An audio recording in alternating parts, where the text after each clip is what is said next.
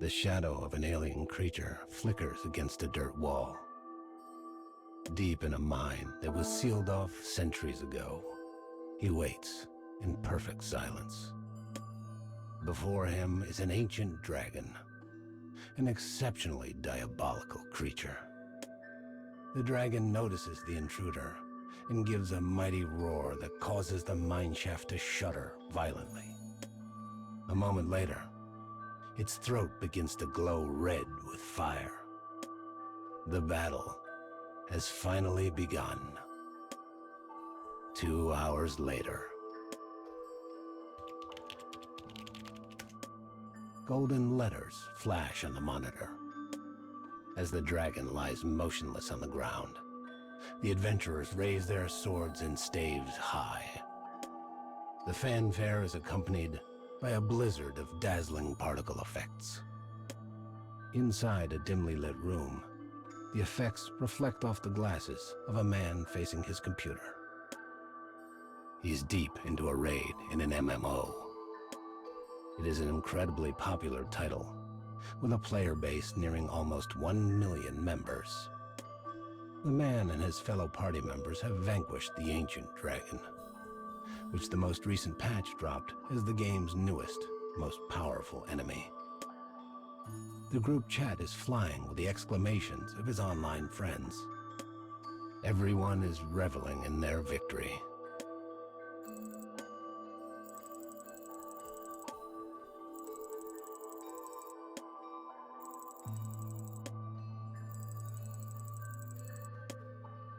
The man's avatar is an alien creature named Levania. It is, of course, only his character's name, not his own. The man types a message out to the party. They retort with their own good-natured jabs. What the man, no, what Levania said, was just an act for his friends. The party has been raiding together for some time, and they have an easy camaraderie among themselves. Theirs is a relationship of inside jokes among informal friends. But everyone knows the man had been the key figure in taking down the dragon. Without him, they likely would not have been victorious.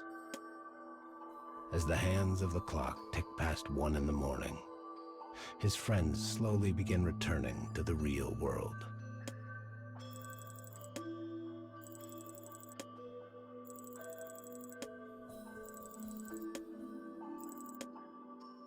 The man types, "See you tomorrow," and logs out.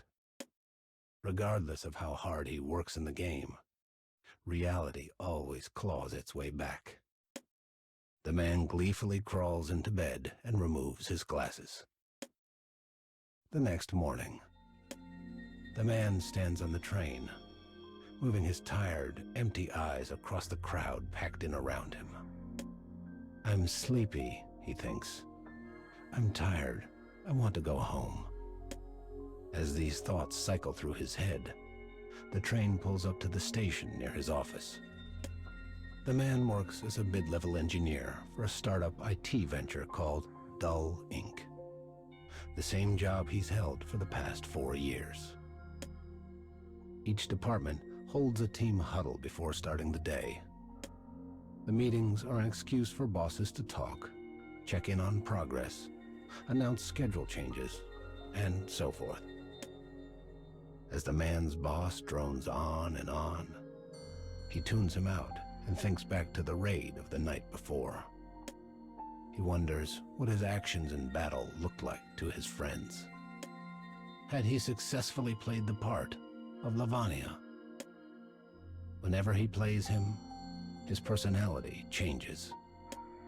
Levania is a leader who takes initiative, one who cracks wise with a keen sense of humor, someone his companions can be honest with, a person both trustworthy and charismatic. But this person, this role, only exists in the game. In reality, the man is Levania's exact opposite. is introverted, stoic, and lacks even one true friend. He communicates only as much as necessary to get by in society, and has no desire to take any of his relationships deeper.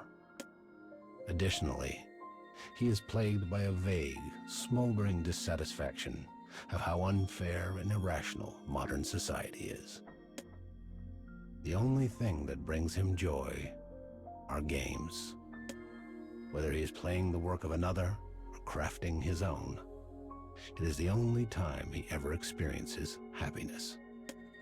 His own game, which he's been working on in his spare time, was reaching completion. It is an old-fashioned RPG, where the player takes on the role of hero to save a princess captured by the Demon King. And of course, the hero's name is Levania.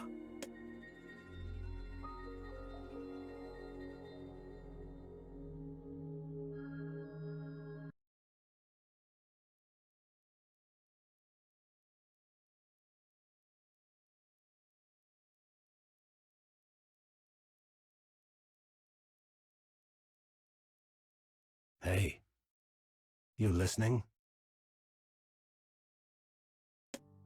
The man suddenly snaps back to reality. The team huddle is still going on. He sputters out a half-whispered apology for daydreaming, but it falls on deaf ears. Instead, the boss takes the opportunity to berate him. You know, you could stand to be a lot more productive. Hell, we've got people with half your experience that are doing twice the work. The youngest member of the team graduated from college a mere 2 years ago. Yet the boss misses no chance to praise him for his work ethic. But sir, says the junior member suddenly, he does a lot too. I have a lot to learn, but he's always patient. And he's willing to help with whatever I need. Rather than easing off at this, however, the man's boss doubles down. Do you see that? He roars. That kind of humble attitude is exactly what we need around here. Am I making myself clear? The man glances at his coworker and sees his mouth twist into a sneer. Gotcha, it seems to say. Though the junior employee presents a humble, helpful front, he actually only takes assignments that are sure to earn him praise, leaving the dirty, difficult work to the man. He knows he's the boss's favorite, and uses this fact to his full advantage. And the boss thinks he's found a new lackey, so he's willing to let his sneaky attitude slide. The man knows what they both think of him. He's a target, a lump to be misused however they wish. Lunchtime arrives. The man sits in the corner break area, munching on a vending machine pastry. A stout coworker approaches with a can of coffee in hand and gives it to the man. Rough morning, huh? He says. This stout man is an engineer who joined the company at the same time as him and now works on his team. Though not close enough to call each other friends, the man does not find his coworker's thoughtfulness unpleasant. But he also knows him to be the type who tries to please everyone and avoid making waves. Anyway, hope it all works out. The stout man stands there awkwardly for a moment before shuffling back to his desk.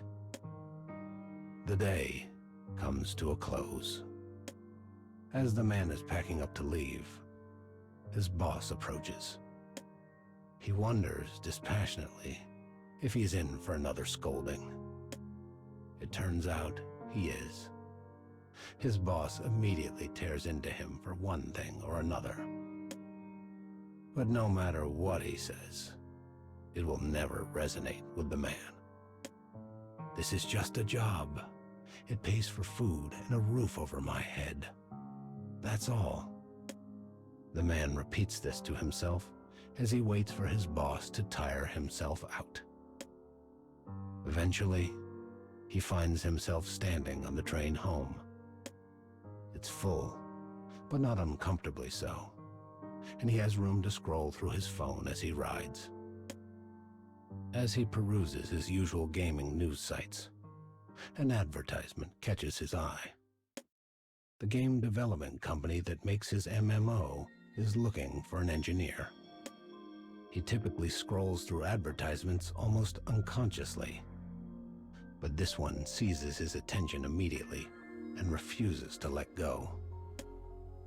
Later, the man sits down in front of his computer. He types a joking greeting in the group chat, and several people immediately respond.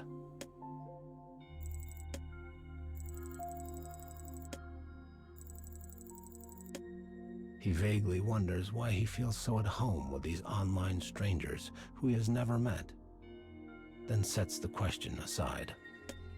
For the next few hours, the man and his friends run raids together.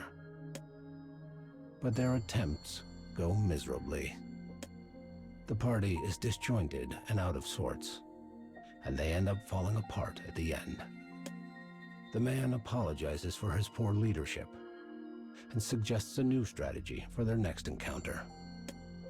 His teammates are aware the loss is not the man's fault, so they listen to his plan and offer up occasional suggestions or tweaks. It is a very constructive discussion. Eventually, as always, he must return to reality.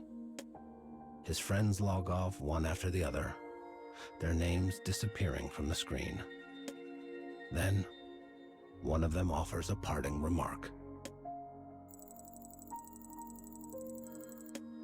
It's a compliment, the kind of casual thing people exchange a dozen times a day. But it causes a terrible sense of guilt to rise up in the man. I'm fooling them, lying to them. I'm nothing like Levania in real life. But if I could, I would love to be just like him. Though his body cries out for sleep, the man logs out of the game and opens his internet browser. He arrives at the game developer's website and navigates to the section on open positions. He doesn't want his online friends to know what he's like in reality. He doesn't want them to be disappointed. But if he ever wants to change that, he will need to make a greater change to himself. Stop drifting through life and take some initiative. Levania would know what to do and put a plan in motion right away. In fact, after a brief moment of hesitation, he attaches his resume and sends it off.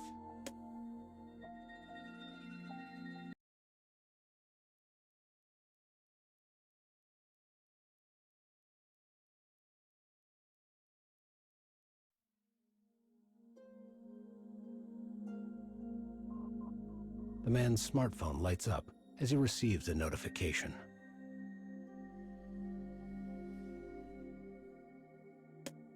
He has an email from the game company, congratulating him on passing their initial screening. Though the man hardly ever shows emotion, he smiles as he reads the email again and again. Several months later, the man finds himself entering the doors of the company in his finest suit.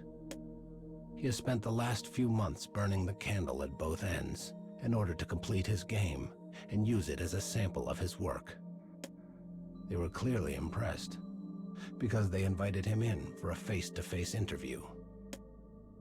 Interviews have never been the man's forte, but he has a plan. He will assume the role of Levania in his mind during the entire process. As they fire question after question at him, he tries to react as if it was just another boss battle. It works better than he could have imagined, and his answers are both positive and proactive. As the interview ends, they compliment him again on his answers and his game, and he leaves the building floating on air. He heads toward the train station. The sky above him is a cloudless, brilliant blue. I think I aced that interview. I really do. If I get the job, I'll be reborn. I can be like Levania in my real life. Then maybe I can be my true self around my online friends. As the man sets off for home, his face is alight with hope. The next day, when the man arrives to work at Dull Inc., he comes across the stout coworker and junior teammate having a serious conversation. Though he doesn't wish to eavesdrop, he finds he can't help himself. Their hushed voices still carry across the empty office.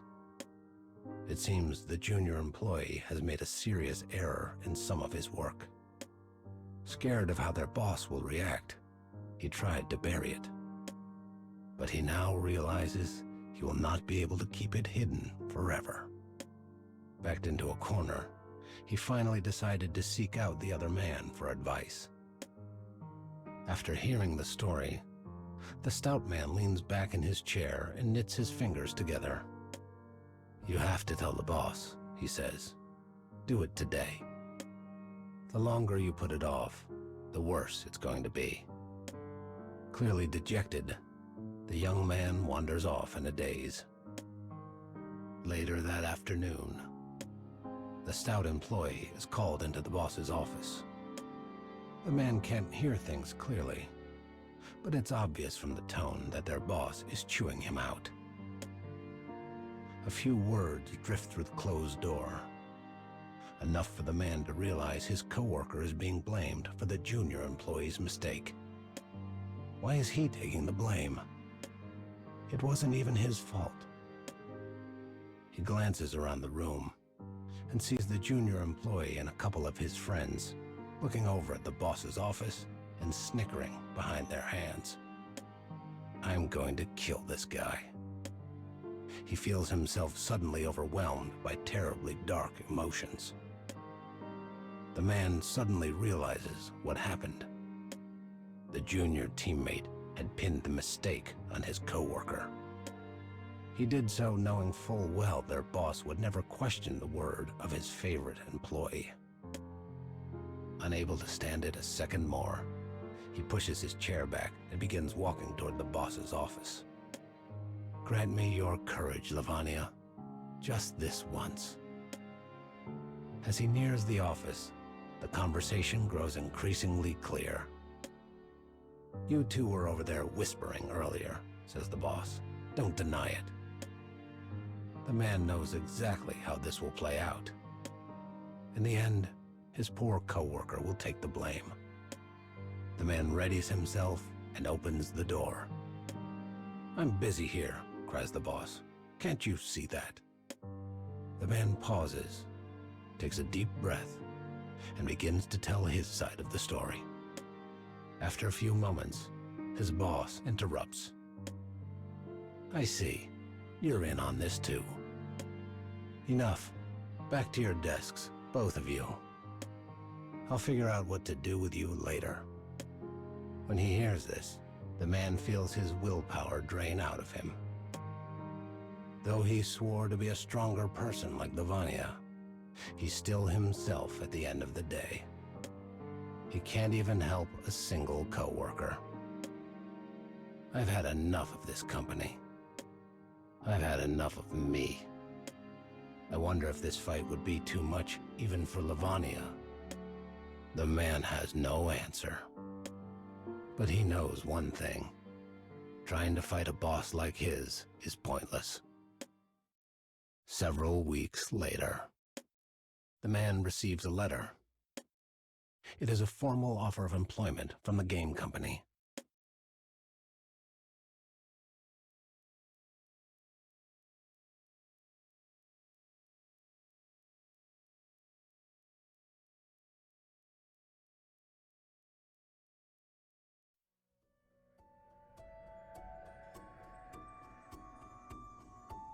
The man receives a formal offer of employment from the game company. The next day, the man walks into his boss's office and hands him a letter. It is his 2-week notice. But it is also noticed that he plans to take the rest of those 2 weeks off as vacation, and will only come back for his final day of work. He will still leave the job with far more vacation than he can ever use, but he doesn't care. He simply wants to get out. His boss receives the letter coolly, showing no particular sorrow or surprise. He then informs the team of his departure during the morning huddle. Soon, word spreads to the rest of the office. After the meeting, the stout coworker approaches the man and places a hand on his shoulder. Thanks for all your hard work, and for trying. They both know what he's referring to. After the incident with the junior coworker, each of the men received a reduction in salary. The fact that he was punished for the fault of another upset the man greatly. But there was nothing to be done. The stout coworker, never one to make waves, simply accepted the pay cut without a word and continued on. That night, for the first time ever, the man and his coworker head out for a night on the town. Though his team held occasional drinking parties, he had never attended one. He never had a reason to. But this time, his falsely accused coworker had invited him, and they both understood it would be the first and last time such a thing ever happened. At the bar, alcohol works its dark magic, and the man begins to open up. He talks about his favorite games, his next job, and his hopes and dreams for the future. He speaks of his desire to change himself. He has never laid himself bare like this. It is both liberating and terrifying. His tipsy coworker listens for a long time before finally responding. I'll be so lonely with you gone. 2 weeks later.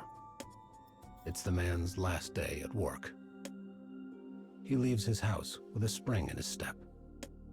The thought of never entering dull ink again makes the packed train feel like a vacation. All he has to do today is finish some paperwork and sign a couple of documents. Once he turns in his security badge, he will walk out the front door for the very last time. Before he reports to security, he wanders the office looking for the stout coworker so he can say goodbye. But he can't find him anywhere. He asks the junior teammate if he's seen him, and the man responds, "That guy? How should I know?" Yet again, he feels his blood begin to run cold as rage overwhelms him. Perhaps his coworker called in sick. Perhaps he had a planned day off. With no other choice, the man finishes his paperwork and leaves. He then makes his way to the station. He stands at the center of the platform, waiting for his train to arrive. It's early, and the station is relatively empty. Tomorrow, he will begin a new life at a new company. He will never have to set foot in this station again. It is another in a series of goodbyes. A momentary feeling of loneliness quickly transforms into one of excitement. Starting tomorrow, I'll be reborn in a new world, one where no one knows me. I'll be strong and reliable, just like Levania. The light of hope shines brightly on the man's heart. A voice echoes through the station, announcing the arrival of the next train.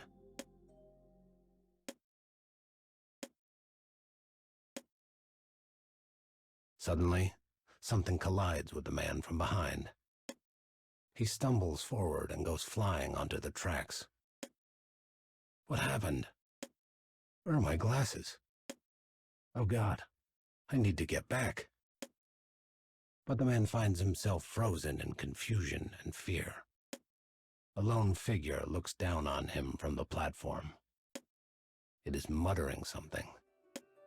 With you gone, The man's head snaps up. Standing before him was the coworker the man had tried to protect. With you gone, I'll be the one they bully. I can't stand that. I can't stand the thought of you being happier than me. But with you gone, the shrill sound of a train whistle drowns out the rest of the thought. All sound stops, in a silent vortex of darkness. A few thoughts swirl. I don't want to die. I want to keep living. Dreams. Hope. Reborn. I am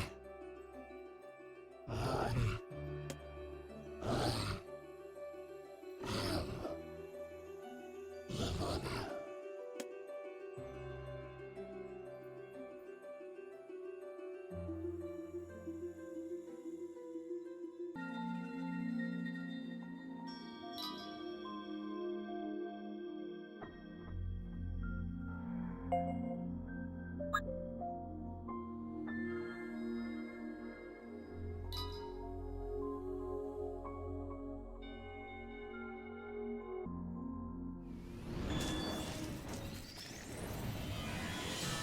Let's get started.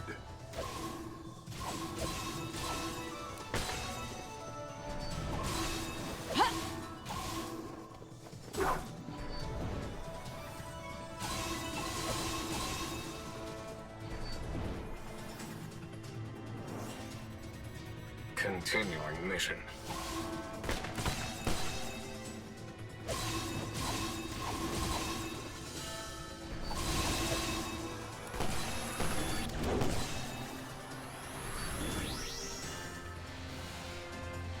More of you?